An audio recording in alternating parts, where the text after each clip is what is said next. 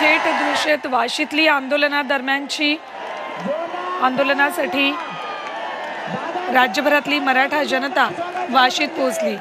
तर यातलेच काही जण पुढे मुंबईत आझाद मैदानात पोहोचलेत। सरकारच्या शिष्टमंडळासोबत साधारण 1 ते 1.5 तास मनोज जरांगे यांची चर्चा झाली आणि त्यानंतर आता त्यांची सभा होती।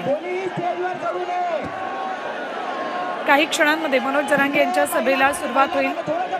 त्याआधी या गर्दीला शांत करण्याचा प्रयत्न सुरू आहे। सकारात्मक चर्चा झाल्याची माहिती काही वेळापूर्वी देण्यात आलेली, मात्र चर्चा जरी सकारात्मक झाली असली तरी मनोज जरांगे नेमका काय निर्णय या सभेच्या माध्यमातून जाहीर करतायत, हे आंदोलक पुढे सरकणार का की मग इथूनच हे आंदोलन मागे जाणार याची उत्सुकता आहे। थेट जाऊयात आमचे प्रतिनिधी गणेश कवडे यांच्याकडे। गणेश, सरकारच्या शिष्टमंडळासोबत सकारात्मक चर्चा झाली, मात्र आता सभेच्या माध्यमातून जरांगे स्टेजवरून काय निर्णय जाहीर करतायत याची उत्सुकता आहे। साधारण किती वेळात सभा सुरू होईल?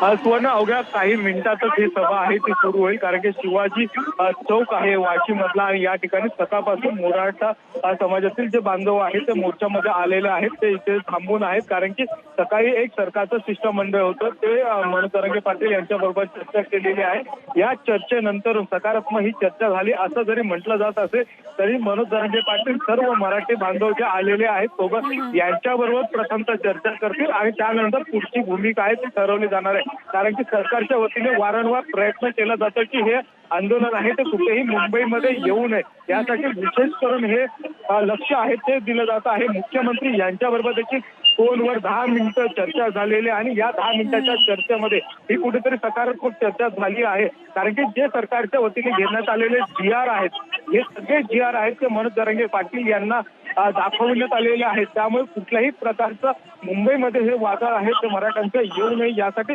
विशेष काळजी आहे ते सरकारच्या वतीने घेतलं जात आहे, कारण की लाखोच्या संख्येने हे मराठी बांधव आहेत ते आलेले आहेत आणि त्यामुळे कुठेतरी कायदा आणि सुरक्षेचा प्रश्न आहे तो निर्माण होऊ शकतो, कारण की आझाद मैदान याची देखील कॅपॅसिटी आहे ती 5,000ची आहे असं कोर्टाकडून देखील सांगण्यात आलेलं होतं आणि त्यानंतर मनोज जरांगे पाटील यांना देखील मुंबई पोलिसांच्या वतीने देखील एक नोटीस देऊन त्यांना सगळं कोर्टाने ज्या काही सूचना दिलेल्या आहेत या सूचना देखील आहेत त्या सांगण्यात आलेल्या आहेत। त्यामुळे नवी मुंबईतच हे आंदोलन आहे ते थांबतंय का की मनोज जरांगे पाटील हे कुठेतरी मुंबईच्या दिशेने निघतात हे देखील अवघ्या काही वेळातच आहे ते स्पष्ट होणार आहे। मनोज जरांगे पाटील यांचं स्वतः आगमन आहे ते शिवाजी चौक या ठिकाणी दाखल झालेलं आहे आणि अवघ्या काही वेळातच हे जे मराठा बांधव आहेत यांच्याशी संवाद साधतील आणि त्यानंतर आपली भूमिका आहे ती स्पष्ट करतील।